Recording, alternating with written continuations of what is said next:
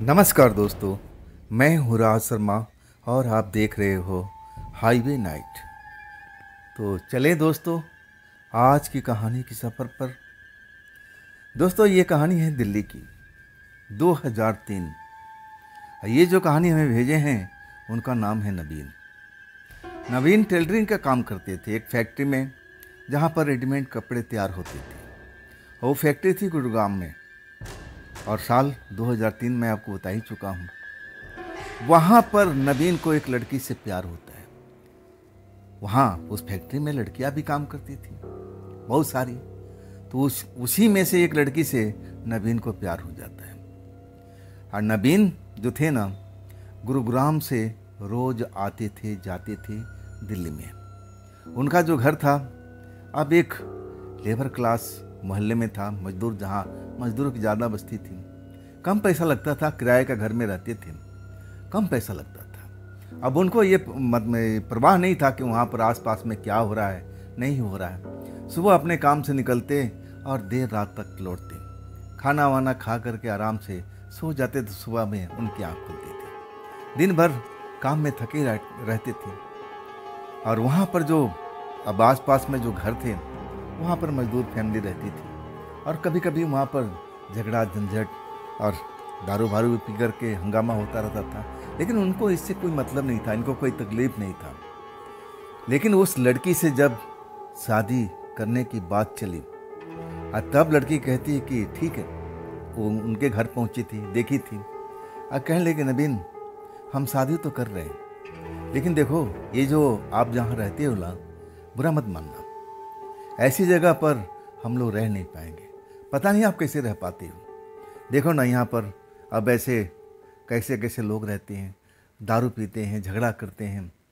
एक तरह से जो नवीन जी थे ना, वो भी इस बात को समझते थे। और तब कहने कि इसमें कौन सी बड़ी बात है, कौन सा अपना घर है, किराए का घर है, चलो कहीं दूसरी जगह ले लेंगे। लेकिन वो जो लड़की थी ना, वो भी थोड़ी पढ़ी लिखी थी और अच्छे पोस्ट पर वहाँ पर उस फैक्ट्री में काम कर रही थी। नवीन तो टेलरिंग के काम करते थे और मशीन चलाते थे, कपड़े सिलते थे, लेकिन वो सुपरवाइज़र लेवल की थी।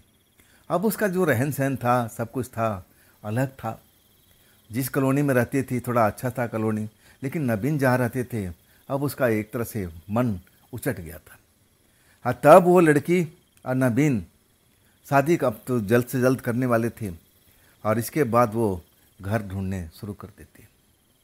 आखिरकार घर अब उनको एक अच्छी कॉलोनी मिलती है और एक फ्लैट मिलता है। फ्लैट आसपास में जो रेट चल रहा था उससे कम सस्ता भाव में मिल रहा था। तो अब इनको सस्ता भी चाहिए थी, सुंदर भी चाहिए और जगह भी साफ़ सुथरा चाहिए। तो तीनों बातें तो एक साथ नहीं हो सकती थी। बहुत ढूंढने के बाद में ये फ्लैट मिला। नवीन का मन थोड़ा सा अब थोड़ा उस जगह पर आए ना, अजीब सा लग रहा था। वो अपनी दोस्त को कह रहे थे कि देखो मुझे यहाँ पर आते ही कुछ अच्छा नहीं लग रहा है, मन मेरा भारी भारी हो गया है, ये जगह मुझे कुछ जच नहीं रही है। तब उनकी दोस्त मुस्कुराती हुई कहती है अरे यहाँ है क्या, देखो आसपास में कितने अब बढ़िया लोग हैं, देखो यहाँ पर कोई हल्ला गोला नहीं है, बिल्कुल शांत एरिया है, हम लोग आराम से इस घर में अब गुजारेंगे। अब दबाव में आकर के नवीन तो उस घर में रहना नहीं चाहते थे। ना जाने क्यों वो घर जो था, फ्लैट था, वो अच्छा नहीं लग रहा था। लेकिन अपनी दोस्त के जवाब में, अब तो वो उनकी पत्नी बनने वाली थी कुछ ही दिनों में, उसके दबाव में जब उसको पसंद आ जाता है, कहती है घर में बुराई क्या है, देखो ऐसा ही घर हम देख के आए थे ना दूसरे ब्लॉक में, तो इसके डबल दाम मांग रहा था, देखो ये आधे में है, तो ये हमें घर ले लेना चाहिए। नवीन ना चाहते हुए भी वो घर का बातचीत कर लेते हैं और घर अब किराए पर ले लेते हैं। अब इसके बाद सारा सामान उस मोहल्ले से जो वहाँ रहते थे वहाँ से सारा सामान अपना उठा करके इस जगह में सेट हो जाते हैं। लड़की भी खुश हो जाती है, लेकिन नवीन का थोड़ा अच्छा नहीं लग रहा था। ना जाने क्यों लग रहा था कि इस घर में आकर के हमने कोई बड़ी गलती कर दी है, ऐसा उनका अंतरात्मा अंदर से बोलता था। नवीन बताते हैं खैर अभी शादी में थोड़ा सा वक्त लग रहा था, जो टाइमिंग थी अभी थोड़ा सा आगे बढ़ी हुई थी। तब तक उस घर में नवीन अकेले ही रह रहे थे। नवीन बताते हैं कि मैं तो सुबह अपने काम पर चला जाता था गुरुग्राम, और लौटते लौटते जब काम से मैं लौटता था तो रात के 9-10 बज जाता था। मैं कभी खाना बनाता था नहीं था, होटल से अपना खाना लेके आता था, और कभी कभी होटल में खा लेता था, और नहीं तो पैक करा के अपने घर में लाकर खाता था, जैसे मैं हमेशा करता था। और कहते हैं कि वो जब मैं आया था रात को तो बिल्कुल मौसम ठीक ठाक था, लेकिन जैसे ही मैं घर के आसपास से आता हूँ ना, मौसम ख़राब हो जाता है, बारिश का मौसम बन जाता है, और कुछ ही देर में बारिश भी आ जाती है। लेकिन शुक्र था कि मैं भीगा नहीं था, अब बड़े आराम से अपने घर में पहुँच जाता हूँ। खाना मैं पैक करा कर लाया था। अब उसके बाद मैं वही खाना खाने बैठता हूँ। और वो जो फ्लैट था ना, उसमें 2 कमरे थे, 2 बाथरूम थे, मतलब ले दे करके अच्छा सा घर था। हाँ, कम बजट में अब उनको नवीन जी को मिल चुका था। लेकिन अब वो कहते थे ना कि मुझे उस घर में थोड़ा अजीब सा लगता था। मन एक ऐसा लगता था कि मैं आते ही बाहर से हंसता खेलता आता था और सपने अपना बुनते आता था, लेकिन घर में आते ही एक मनहोशियत सी मुझे छा जाती थी। मेरा चेहरा उतर जाता था, ऐसा लगता था कि मैं रोने का मन करता था, ऐसा कभी कभी हो जाता था। इस चीज़ से मैं चिंतित था। अब मुझे घर ये अगर मेरी होने वाली पत्नी नहीं कहती तो मैं कभी भी नहीं लेता, उनका ये मानना था। आखिर उस घर में ऐसा क्या था, नवीन जी कुछ समझ नहीं पा रहे थे। काम से फुर्सत मिले तब ना सुबह निकलना और देर रात को आना। अब उस रात की बात है, बारिश से तो बच गए, घर में आ गए। फिर फ्रेश व्रेश होकर के बोलते हैं कि मैं खाना खाने के लिए बैठा था। जैसे ही खाने का पहला निवाला लेता हूँ, तभी बाथरूम से जैसे किसी को चलने की आवाज़ सुनाई दे रही है, जैसे बाथरूम से कोई निकला हो, कदमों की आवाज़, अब इधर उधर नीचे कोई टहल रहा हो। जबकि मैं उस घर में अकेला था, अभी मेरी शादी भी नहीं हुई थी, टाइम थोड़ा आगे बढ़ चुका था, तो कौन हो सकता है भाई। लेकिन मेरा एक असूल था। हमारे जो अब बड़े बूढ़े हैं कहते थे कि बेटा, जो भोजन बड़ा परिश्रम से मिलता है, भोजन का कभी अनादर करना नहीं चाहिए। एक बार आप बैठ जाओ ना भोजन करने के लिए, तो भोजन छोड़ कर उठना नहीं, इससे भोजन को अनादर होता है। यही बात मैं मानता था। मैं जब निवाला छोड़ करके मुंह में लगाने वाला था, तभी मुझे वो आवाज़ सुनाई पड़ी थी। मैंने अब आवाज़ को तो महसूस किया कि हाँ कोई ना कोई है, लेकिन मैं भोजन को अनादर करना नहीं चाहता था। मैं जल्दी जल्दी निवाला खाने लगा, लेकिन मेरी जो कान थी ना, उसी साइड में लगी हुई थी कि आखिर कौन हो सकता है। क्या हमारे घर में कोई चोर उचक्के आ गए। उन दिनों मैं भूत प्रेत पर बिल्कुल यकीन करता ही नहीं था, मैंने कभी देखा नहीं था, ऐसे माहौल में था ही नहीं जहाँ पर भूत प्रेत का जिक्र अब कोई करता हो। ऐसे माहौल में था नहीं, मैं पला बड़ा नहीं था। वही मैं जल्दी जल्दी खाना ख़त्म करता हूँ, तब तक वो आवाज़ चलने फिरने की आ रही थी, जैसे कोई बाथरूम से निकल कर के सामने अब आ रहा हो, और फिर वहाँ से रिटर्न होकर के फिर बाथरूम की तरफ जा रहा हो। ऐसे ही मुझे अब सुनाई दे रहा था। इसके बाद मैं खाना ख़त्म करके जल्दी से आता हूँ। मैं देखता हूँ कि आखिर बात क्या है, कौन हो सकता है। कोई चोर उचक्का अगर होता तो इतना शोर करता नहीं, चलने की आवाज़ नहीं आती। मेरे मन में जो संदेह था ना, चोर उचक्का का था।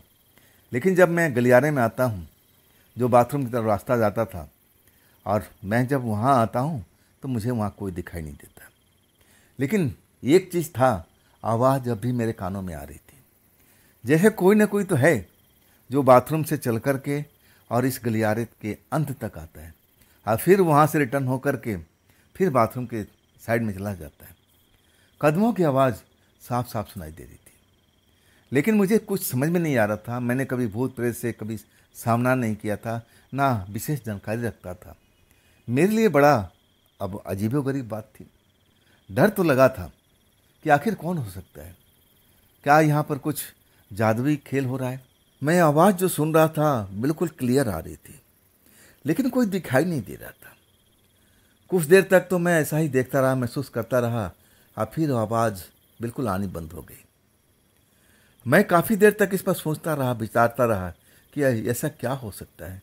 लेकिन अब बाहर में बारिश हो रही थी, बाहर में मैं निकल नहीं सकता था, और मैं पूछने किसे जाऊं। अड़ोस पड़ोस में अभी कोई जान पहचान थी नहीं। और वहाँ से जो हमारी अब होने वाली पत्नी थी और उनका घर था ना, ज़्यादा फासले पर नहीं था। मैं कई बार सोचा था कि चलें क्या, लेकिन बारिश ने रास्ता रोक दिया था। नहीं तो मैं उसी रात को निकल कर के, ज़्यादा वक्त भी नहीं हुआ था, टाइम भी नहीं हुआ था, अब मैं जा सकता था। अब अपनी पत्नी, होने वाली पत्नी को अब बुला कर दिखा सकता था कि ये सब क्या है। लेकिन बारिश ने सारा खेल खराब कर दिया था। मैं निकल ही नहीं पाया। आवाज़ बंद हो चुकी थी। तब मैं अपने बिस्तर पर आकर के लेट जाता हूँ। और लेटने के बाद मुझे होश नहीं रहता है। मैं दिन भर मेहनत करने वाला इंसान था, और फिर मैं थक कर चूर घर पहुँचता हूँ और फिर सो जाता हूँ। ऐसे ही मेरे साथ में हुआ। कब नींद लग गई मुझे पता ही नहीं चला। जब बाथरूम से पानी गिरने की आवाज़ आ रही है, और वो भी ज़ोर ज़ोर से, जैसे बाथ टब में भी पानी गिर रहा हो और जो फुहारा है पानी का वो भी खुला हुआ है, और जैसे बाथरूम में कोई नहा रहा हो, ऐसे मुझे आवाज़ महसूस होती है।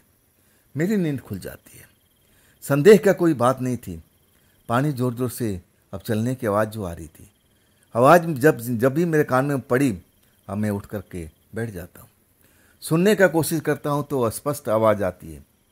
और फिर उस आवाज़ को जानने के लिए कि आखिर कौन हो सकता है बाथरूम में, जाता हूँ। तब तक पानी गिर रहा होता है, टब में पानी गिर रहा है, और जो फुहारा है ना वो भी चल रहा है, तेज़ी से, बहुत तेज़ी से चल रहा है। और जब मैं जाता हूँ बाथरूम में, कोई नहीं मुझे मिलता। मैं गलियारे में भी देखता हूँ लेकिन कोई है ही नहीं। आखिरकार ये खेल मुझे समझ में नहीं आता। फिर मैं फुहारे भी बंद करता हूँ और टोंटी भी बंद करता हूँ। पानी रुक गया, अब कोई आवाज़ नहीं आ रही। लेकिन ये जो संदेह अब मुझे मन में एक डर पैदा कर रहा था कि चलो मैं गलती से एक नल को खुला छोड़ सकता हूँ, लेकिन दोनों नल फुहारा को मैं क्यों खोलूँगा। मैं तो नहाया नहीं था। मैं तो इतना ही करता हूँ, ऑफिस से आने के बाद में अब अपना हाथ पैर धो लेता हूँ, साफ़ सुथरा होकर के मैं तब भोजन करता हूँ। ये मेरी शुरू से आदत थी। लेकिन मैं अब जान जाता हूँ कि मामला यहाँ कुछ अलग है। लेकिन अब जो भी होना था, अब रात में तो नहीं हो सकता कि मैं इसके बारे में जाके अपने अब होने वाली पत्नी से बात करूँ, उनके माता पिता से बात करूँ। ऐसा संभव था ही नहीं। अभी भी बाहर बारिश चल रहा था, बारिश का शोर हो रहा था। जैसे ही मैं खिड़की खोलता हूँ, दरवाज़ा खोलता हूँ, तो बारिश मुझे दिखाई देती है शोर करती हुई। मैं दोबारा से खिड़की और दरवाजे बंद कर देता हूँ। हाँ, फिर बाथरूम का चक्कर लगाता हूँ तो बाथरूम में कुछ नज़र ही नहीं आता है। अब मैं करूँ तो क्या करूँ, कोई देख नहीं रहा है। लेकिन मन जो था ना, थोड़ा सा संदेह में आ चुका था कि कौन हो सकता है भाई, कहीं ये भूत प्रेत का इस घर में चक्कर तो नहीं है। मुझे ऐसा ही लगने लगा था। लेकिन मैंने कभी भूत प्रेत को देखा भी नहीं था। कैसे होते हैं भूत, क्या ये दिखाई नहीं देते।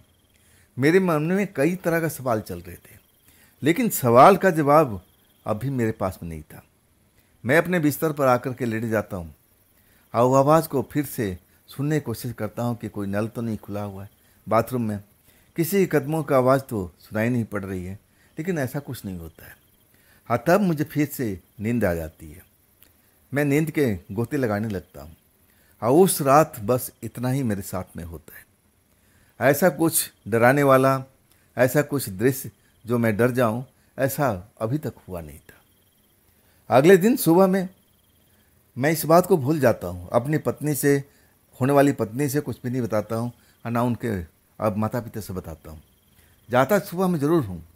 अब मैं कहा कि हो सकता है कि गलती से मैं ही नल खोल दिया हो, उस टाइम पानी ना ही हो, अब बाद में टंकी में पानी भर गया हो, तो ये भी रीज़न हो सकता है ना।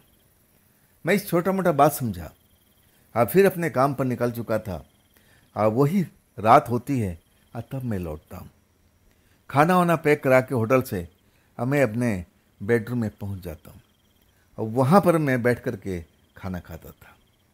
और खाना खाते खाते जैसे ही मैं पहला निवाला लेता हूँ ना, तभी वही कदमों का आवाज़ आनी शुरू हो जाती है। जैसे बाथरूम से लेकर दरवाजे तक, जहाँ लास्ट दरवाज़ा है, मेन दरवाज़ा है, वहाँ तक कोई आ रहा है, जा रहा, आ रहा है, जा रहा। ऐसे ही मेरे साथ में हो रहा है। ये सब देखने के, समझने के बाद सच कहूँ ना, मुझे डर लगने लगा। कि कहीं ये घर भूतिया तो नहीं है, हॉन्टेड तो नहीं है। डर लगना लाजमी था। आज मौसम साफ था, आज बरसात नहीं हो रही थी, रात के 10 बजा हुआ था। मैं सोचने लगा कि आखिर मैं अपने होने वाली वाइफ से कैसे संपर्क करूं। क्या मैं जाऊं रात को? 10 बज रहा है, वो लोग तो खा पी करके कभी का सो गए होंगे। क्या जाना उचित होगा? लेकिन डर जो ऐसा अब एक बार हो जाता है ना, तो ऐसे ही मेरे साथ में हुआ था। अब मुझे डर सताने लगा था, कहीं मेरे साथ में कुछ गलत तो नहीं होने जा रहा, जिसका संकेत मुझे कल से मिल रहा था और आज भी वही कदमों की आवाज़ खाना खाने के वक्त सुनाई दी थी। तो ये सब चक्कर क्या है? 10 बज चुका था। अब फिर मैं अपना फैसला लेता हूँ, कहता हूँ चलो मैं अपने होने वाली पत्नी के घर पर चलता हूँ और इसके बारे में बात करते हैं। मैं दरवाज़ा बंद करके फिर मैं अपने ससुराल की तरफ चल पड़ता हूँ। वहाँ जाता हूँ तो बाकी लोग सो चुके थे। घर में अब एक तरह से कोई शोरगुल सुनाई नहीं रहा था। लाइटें सारी बंद थी। मैं घंटी बजाता हूँ। कुछ देर के बाद में अंदर से आवाज़ आती है मेरी होने वाले ससुर की। कौन है बाहर में? कौन है? बात क्या है? किससे मिलना है? तब मैं अपना नाम बताता हूँ कि मैं हूँ अंकल जी, नवीन। तब अंकल की आवाज़ सुनाती है कि बेटा बस रुक जाओ, थोड़ी देर में हम दरवाज़ा खोल रहे हैं।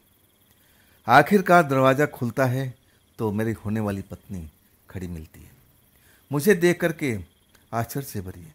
तुम इस रात को धीरे से बोलती है, सब कुछ ठीक ठाक तो है ना?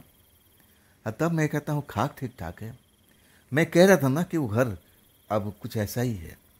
अब मैं जल्दी जल्दी दरवाजे पर ही खड़ा सारी बात बता रहा था कि मुझे उस जगह में कुछ गड़बड़ लग रही है, ठीक नहीं लग रहा है। कल की बात भी बताता हूँ और आज की बात बताता हूँ। तब मेरी होने वाली पत्नी मुस्कुराने लगती है, जैसे मेरी बात पर यकीन कर नहीं रही हो।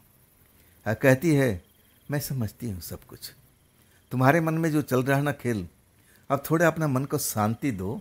बस कुछ ही दिन के बाद है, आखिर हम तुम उसी घर में रहेंगे।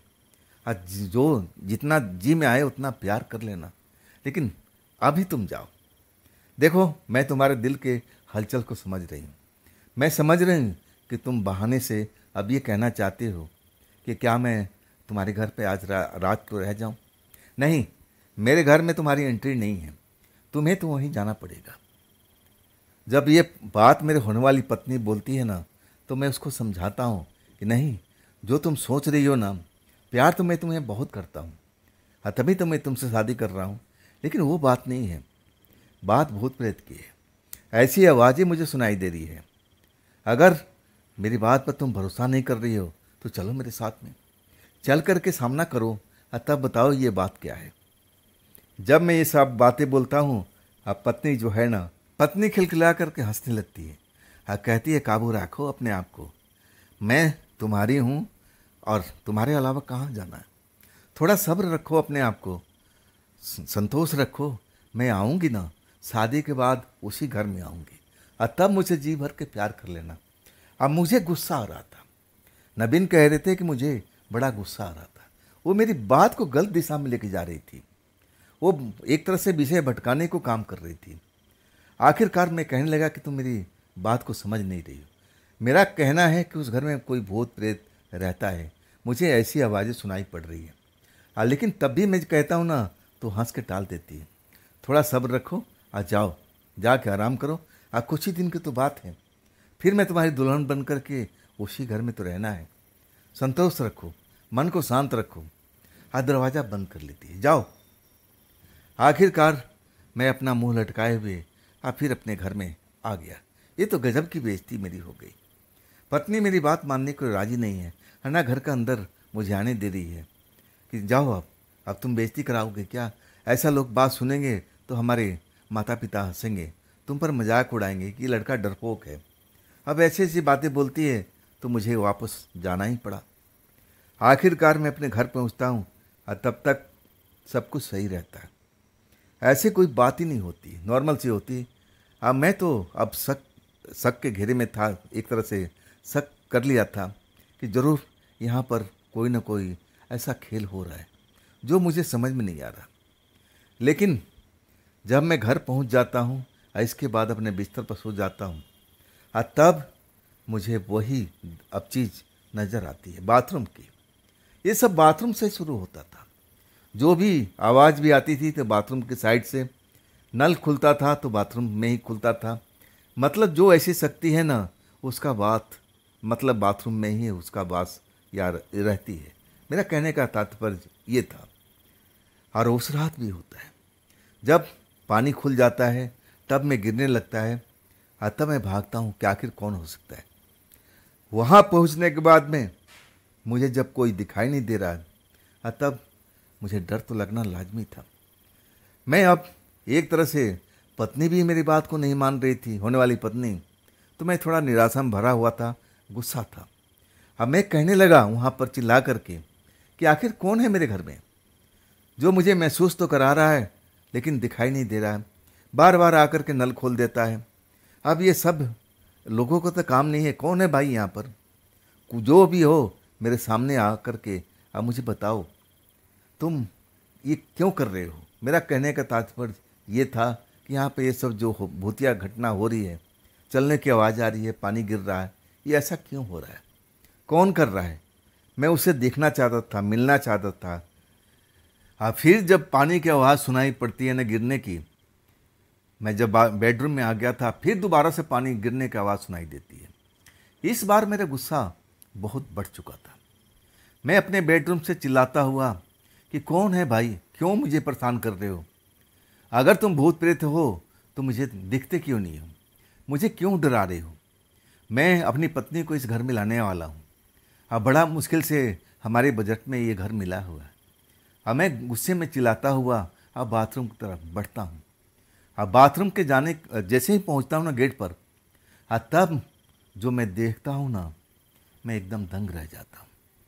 मैं देखता हूँ कि 20-22 साल की एक युवती, सुंदर सी युवती, और बाथरूम में खड़ी है, टुकुर टुकुर सा मुझे घूर रही है। जब मैं उसको देखता हूँ ना तो मेरी बोलती बंद हो जाती है।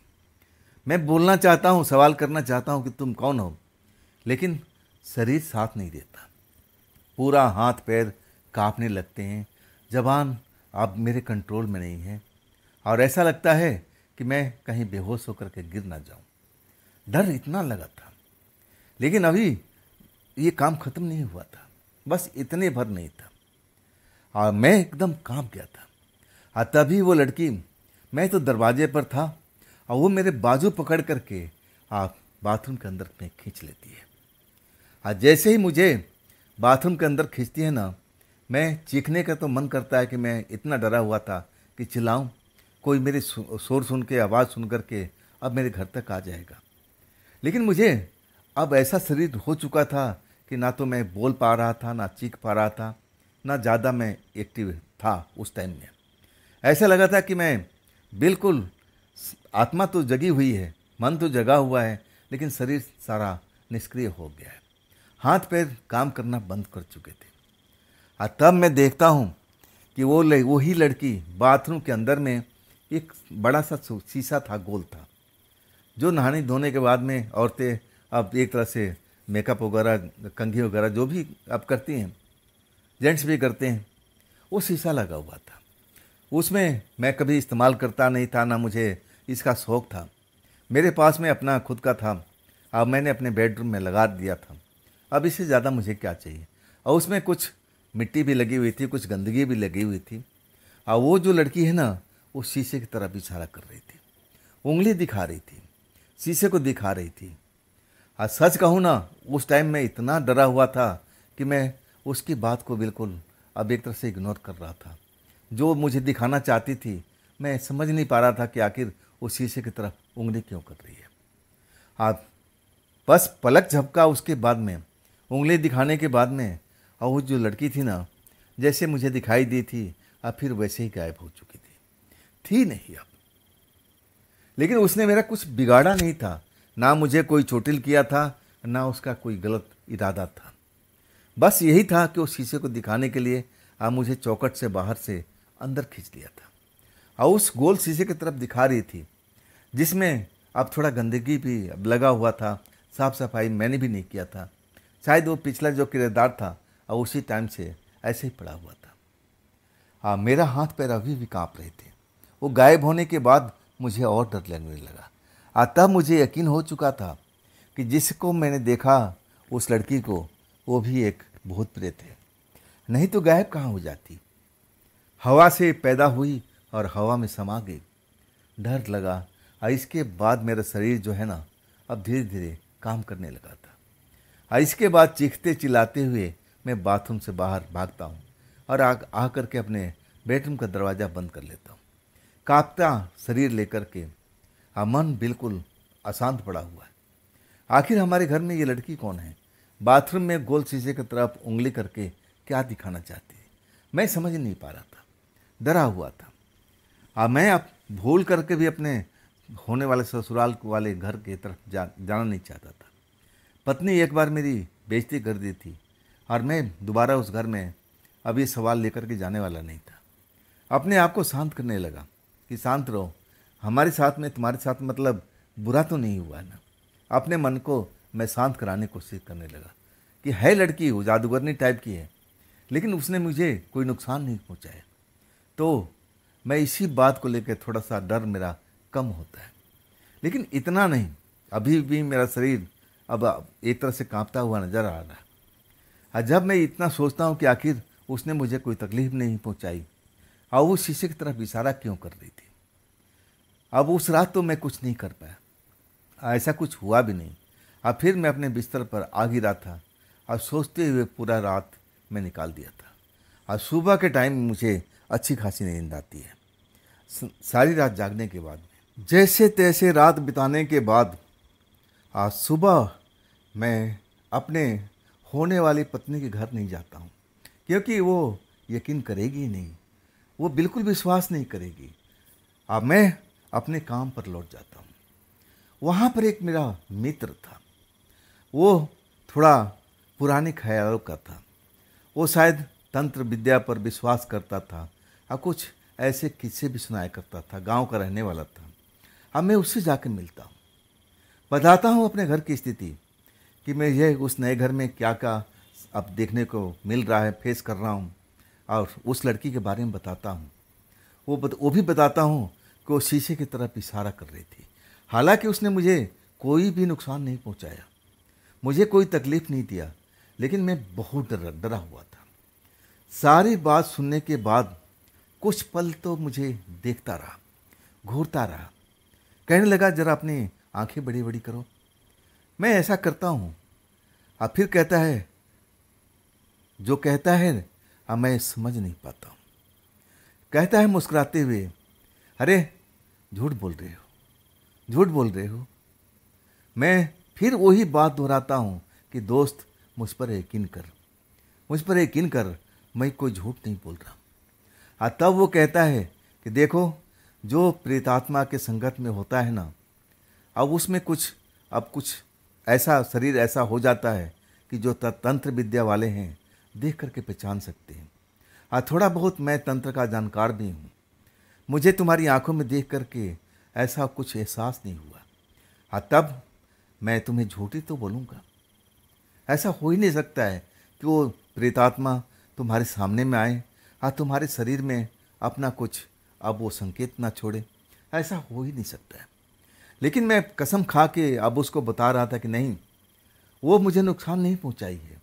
एक बार मुझे हाथ पकड़ के अंदर खींची और वो भी बड़ा कोमल हाथ था। अब इसके बाद वो शीशे की तरफ इंगित कर रही थी, कुछ बताना चाह रही थी। उसके होठ हिल रहे थे। मैं ये तो बताना भूल गया कि उसके होठ हिल रहे थे और मुझे उसकी आवाज़ सुनाई नहीं दे रही थी। वो सोचने लगा, सोचते सोचते कहने लगा कि क्या मैं तुम्हारे घर पर चल सकता हूँ? और तब मैं कहने लगा कि हाँ, क्यों नहीं। और तब कहने लगा कि 2 दिन के बाद में, 2 दिन अगर तुम्हें वो प्रेतात्मा कोई नुकसान नहीं पहुँचाई है तो तुम्हें डरने की ज़रूरत नहीं है। और वो जो इशारा कर रही है, अभी मैं उसका मतलब समझा नहीं हूँ। जब मतलब भी समझ लूँगा तब तुम्हारे घर में चलूँगा। मतलब ले दे करके कुछ भी समस्या का समाधान हुआ नहीं था। मैं भी चिंतित था, काम में मन नहीं लग रहा था। और आखिरकार अब छुट्टी होने के बाद में फिर अपने घर लौटता हूँ। घर पहुँचता हूँ। मन तो एक बार किया था कि चलो अपने ससुराल चलता हूँ, होने वाले ससुराल में अपनी पत्नी से मिलूँ, होने वाली पत्नी से मिलूँ और सारी बात को बताऊँ, लेकिन दिल मान नहीं रहा था। दिल जो कह रहा था कि नहीं, वो तुम्हारी किसी बात को विश्वास नहीं करेगी, जाना बेकार है, वो भूत प्रेत को महत्व देती नहीं है, ना मानती है, तुम्हारी बात को और मजाक बनाएगी, तुम्हें डरपोक बताएगी। यही सब सोच करके मैं अपने घर लौट जाता हूँ। मैं हाथ पैर धोने उसी बाथरूम में जाता हूँ। अब पूरा घर बिल्कुल शांत पड़ा हुआ था। ऐसा कुछ नहीं था कि जाते ही भूत प्रेत मुझे दिखाई देने लगे, ऐसा कुछ नहीं, वो आवाज़, ऐसा कुछ नहीं हुआ था। अब इसके बाद मैं जब हाथ पैर धो रहा था ना जाने क्या ऐसा मन में हुआ, जो गंदगी लगा हुआ था, अब पानी मार मार करके अब मैं थोड़ा साबुन वगैरह लगा करके शीशा को चमका दिया था। वो शीशा जो इतना गंदा था, और जब मैं मेहनत करता हूँ, उसको चमका देता हूँ, तो बिल्कुल नए की तरह हो जाता है। अब मुझे देख करके थोड़ा अब संतुष्टि मिलती है कि हाँ, अब ये शीशा साफ हो गया है। अब मैं जाने के लिए मुड़ता हूँ, बाथरूम से जाने के लिए मुड़ता हूँ, और तभी एक हाथ मेरा हाथ को पकड़ लेता है, रोक लेता है, खींच देता है। अब मैं जो देखता हूँ ना, तो मेरे होश उड़ जाते हैं। उसी शीशे के अंदर से हाथ निकला हुआ था बाहर में, और वो हाथ मुझे अब वो शीशे के अंदर खींच रहा था, जैसे कोई शक्ति उसके अंदर में हो और वो मुझे खींच रही हो। अभी तक बस मुझे हाथ ही नजर आया था, आज जैसे मैं जादू से बंध चुका हूँ। ऐसा लगने लगा कि मेरी आंखों के आगे अंधेरा छाने लगा हो। अब मुझे कोई ऐसा महसूस हो रहा है कि मैं उसी शक्ति से अंदर खींचा जा रहा हूँ, उस शीशे के अंदर में, जैसे वो हाथ मुझे अब खींच रहा हो, अब मुझे शीशे के अंदर खींच लेता है। मैं एक तरह से पूरा, मेरा जो मन है और पूरा आंखें अंधेरे में डूबी हुई थी। ऐसा मुझे अब कोई चमकता हुआ चीज़ नज़र नहीं आ रहा था। मतलब एक ऐसी अंधेरी दुनिया में मैं आ चुका था, जहाँ पर जिधर देखो उधर अंधेरा ही अंधेरा है। कोई भी चमकीली चीज़, कोई चमकती हुई चीज़ या फिर कोई रोशनी नज़र नहीं आ रही थी। और तब मुझे एहसास हुआ कि मैं उस जगह पर अकेले नहीं, मेरे साथ में कोई है। आज जब मैं महसूस करता हूँ तो वो तो कोई लड़की है। अचानक लड़की का जिस्म है ना, चमकने लगता है। उस अंधेरी रात में जब मैं चमक में अब उसको देखता हूँ, तब मैं एकदम और डर जाता हूँ। अरे ये तो वही लड़की है जो बाथरूम में मुझे खड़ी मिली थी, मेरा बाजू पकड़ करके अंदर खींची थी और शीशे की तरफ इंगित कर रही थी। कुछ उसके होठ फड़फड़ा रहे थे, कुछ बोल रही थी, लेकिन मैं समझ नहीं पा रहा था। मैं खुद डरा हुआ था, लेकिन उसकी आवाज़ मुझे कोई भी सुनाई नहीं दी। हाँ, मैं जब उसको अपने बगल में देखता हूँ, तब मेरी चीखें निकल जाती हैं और ऐसा लगता है कि वहाँ पर चीखें, वही चीखें बार बार आ रही हो, इको साउंड जैसा पैदा हो रहा है। मेरी ही चीख की आवाज़ बहुत ही डरावनी लग रही थी। अजीब अजीब आवाज़ें अब वो बदल बदल करके मेरे कानों में सुनाई दे रही थी। ऐसा लगने लगा कि मेरे कानों को अगर मैं ना ढाकूं तो मैं तो एकदम, मेरी हालत ख़राब हो जाएगी। तब वो लड़की, अभी भी उसके होठ फड़फड़ा रहे थे उस अंधेरी जगह पर जहाँ पर हम बैठे हुए थे, और इतना अंधकार था कि हाथ के हाथ नहीं सूझ रहा था मेरा, लेकिन उसका चेहरा, अब पूरा शरीर चमक रहा था, जैसे उसमें से रोशनी से निकल रही हो। रेडियम जैसे घड़ी में होता ना, ऐसे जो अंधेरे में चमकने लगता है, अब वैसे ही प्रकाश उसके शरीर से, कपड़ों से, वस्त्र से निकल रही थी। और वो कुछ बोल रही थी, लेकिन अभी भी मुझे उसकी आवाज़ नहीं सुनाई दे रही थी। मैं बिल्कुल डरा हुआ था। इस अंधेरी दुनिया में मैं कैसे आ गया? मैं तो बाथरूम में था और उस वक्त कोई हाथ आता है, मुझे अंदर खींच लेता है, मुझे यहीं तक पता था। इसके बाद जब मेरी आँख अंधेरे में देखने में भी अब एक तरह से हो जाती है, तब मैं यहाँ का माहौल देखता हूँ। मैं डरा हुआ हूँ, चीखता हूँ, चिल्लाता हूँ, और वही आवाज़ मेरी बार बार रिपीट करके मेरे कानों को नुकसान पहुँचा रही है, अब मुझे डराने की कोशिश कर रही है। तब वो लड़की बोलते बोलते अचानक रुक जाती है, मेरी तरफ देखती है, फिर मेरे पास में बिल्कुल आकर के कुछ होठ फड़फड़ा रहे हैं, बोल रही है लेकिन क्या बोल रही है मुझे कुछ समझ में नहीं आ रहा। और तब वो शायद लड़की समझ गई कि मैं जो बोल रही हूँ ना, इसको सुनाई नहीं दे रहा। उसको एहसास हो जाता है। अब मुझे वो उस जगह से धकेलती है, अपने दोनों हाथों से जोर से झटका मारती है, और अगले पल मैं अपने आप को बाथरूम में पाता हूँ, बाथरूम में गिरा हुआ। हर तरफ शोर सुनाई पड़ रहा है, और वहाँ पर जो बिजली के लट्टू जल रहे थे उसकी रोशनी मुझे नज़र आ रही है। इसके बाद मैं बाथरूम से निकल के बाहर भागता हूँ। मैं अपने कमरे में भी जा नहीं पाता हूँ, बाहर निकल जाता हूँ अपने घर से। अरे ये मैं कौन सा संकट में फंस गया हूँ, ये घर लेकर के यहाँ तो मेरे साथ में अजीबो गरीब खेल हो रहे हैं। ये लड़की मुझे आईने के अंदर मिल गई थी। आईने के अंदर ये कौन सा दुनिया था, अंधेरे वाला दुनिया, जहाँ मुझे लेके गई हुई थी। मैं बहुत खौफ में पड़ जाता हूँ, लेकिन करूँ तो क्या करूँ, मेरे पास कोई चारा भी नहीं है। और रात काफ़ी हो चुकी थी। मैं अब अपने होने वाली पत्नी के घर जाना चाहता था, ससुराल में जाना चाहता था, लेकिन हिम्मत जवाब दे दिया।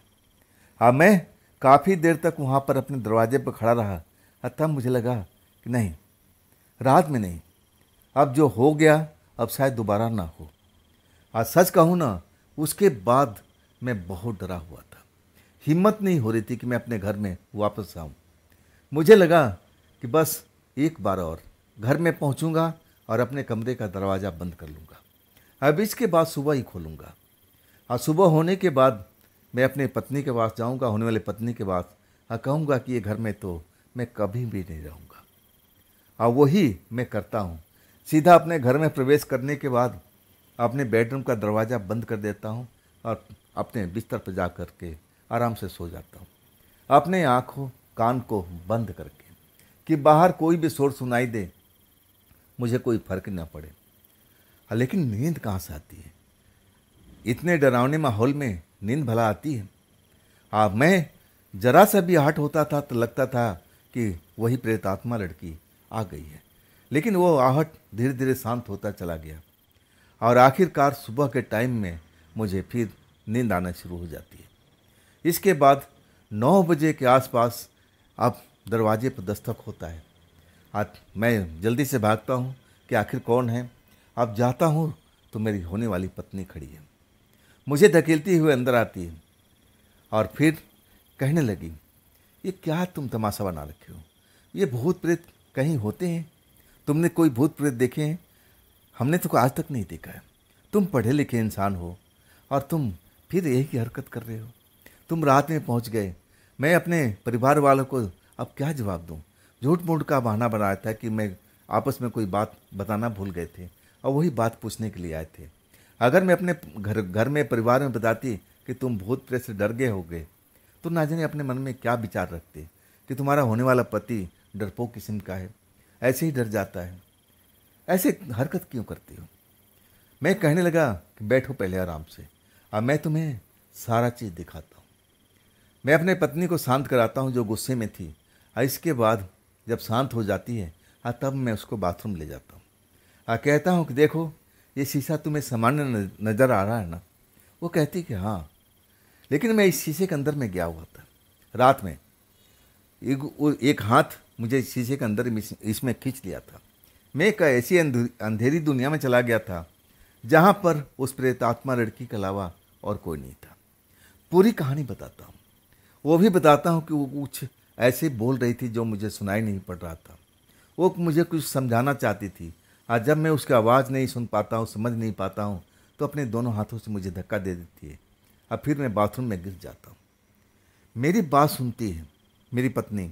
अभी भी उसके चेहरे पर वही मुस्कान था, जैसे मेरी बात पर एतबार नहीं हो। कहने लगी कि देखो, तुम्हारे कहने से ये घर में बदलने वाली नहीं हूँ। देखो, एक तो हमारे घर परिवार के नज़दीक है, इतना सस्ता घर हमें मिलेगा भी नहीं। तुम चाहे जो भी बहाना बनाओ, हम ये घर खाली करेंगे नहीं।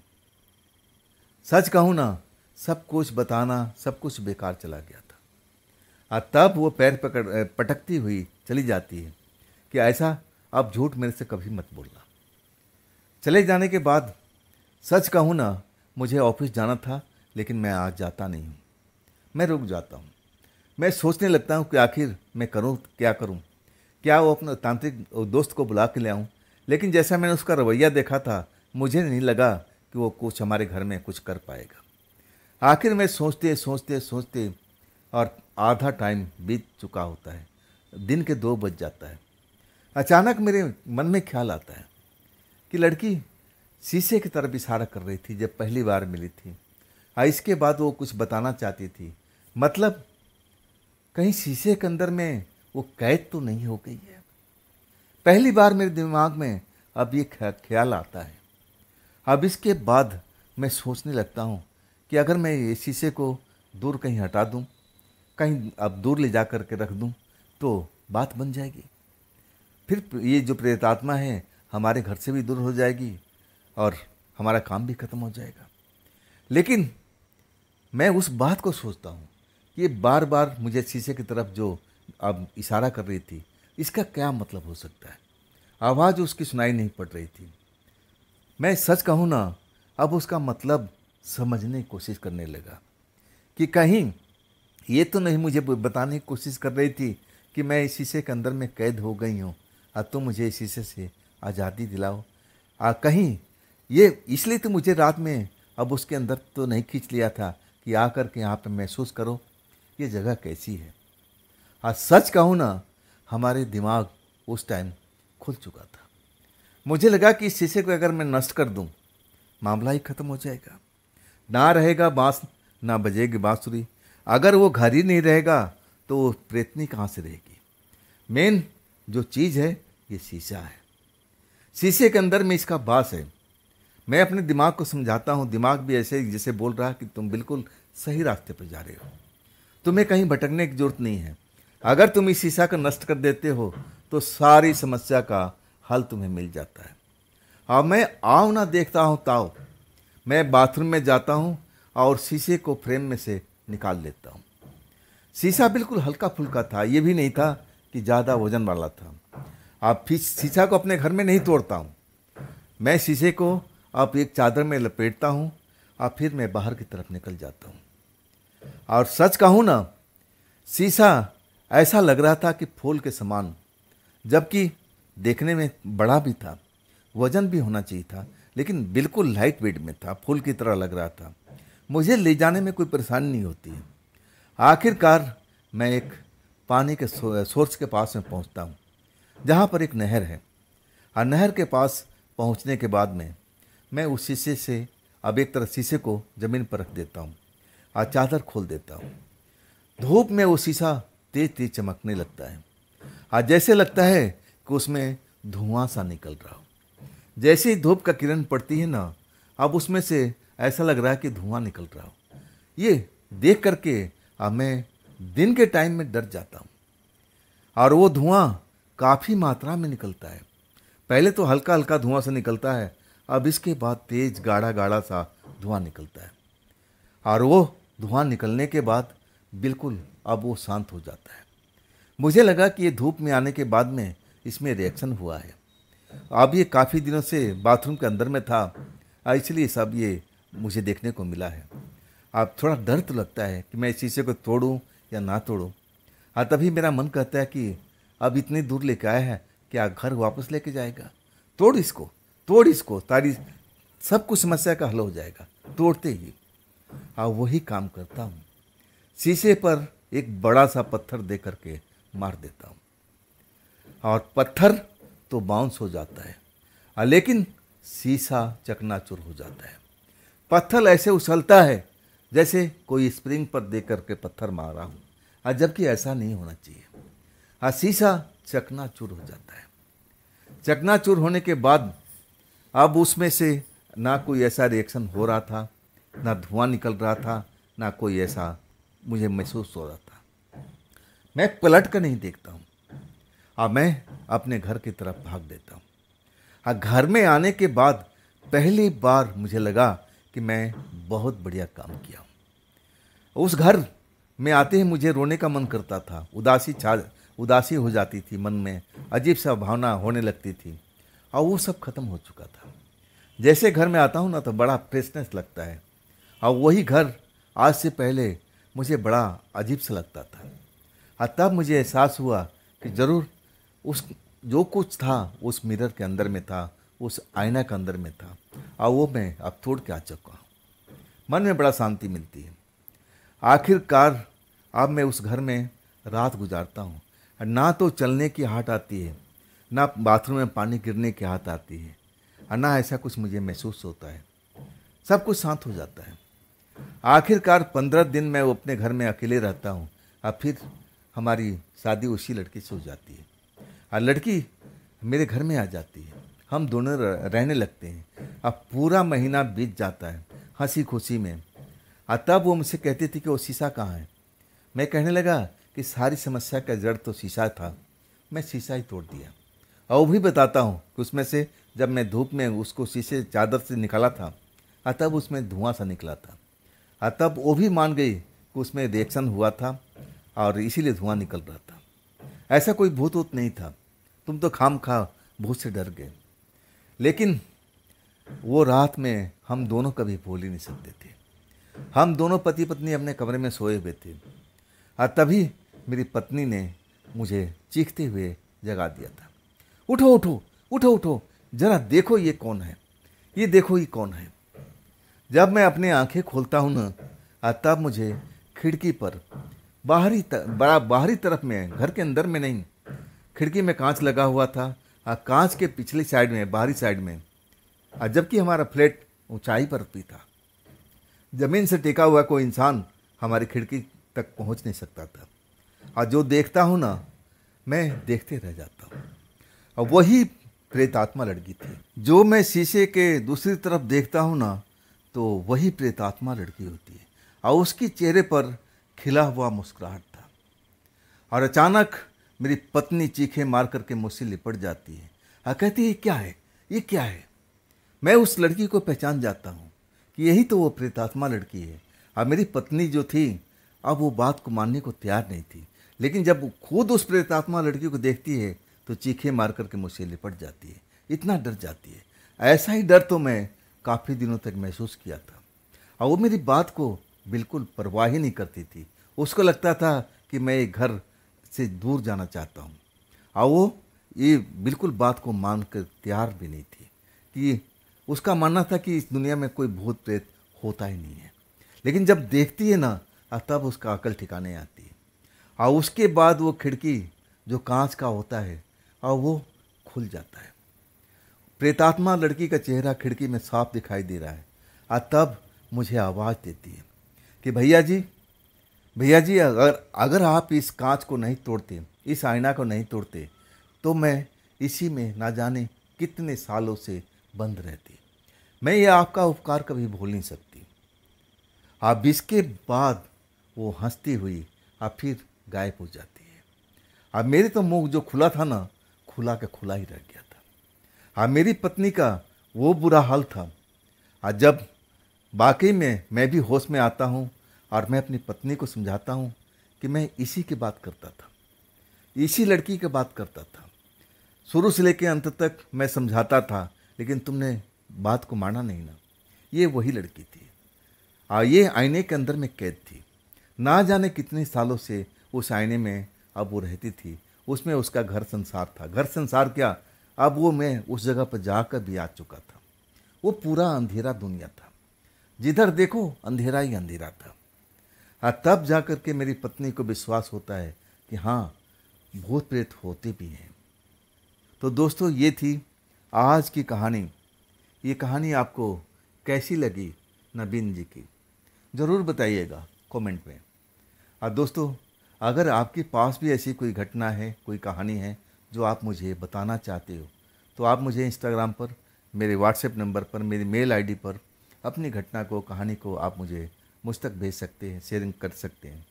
और दोस्तों, ये भी चैनल आप ही का है, तो इसको भी अपना प्यार दीजिए, दुलार दीजिए, लाइक कीजिए, हाइप कीजिए, सब्सक्राइब कीजिए, और अपने दोस्तों को शेयर करना बिल्कुल ना भूलिएगा। और फिर हम मिलते हैं ऐसी एक रोचक कहानी के साथ में कल की रात इसी चैनल पर और इसी टाइम पर। आप लोग अपना ख्याल रखिएगा। नमस्कार।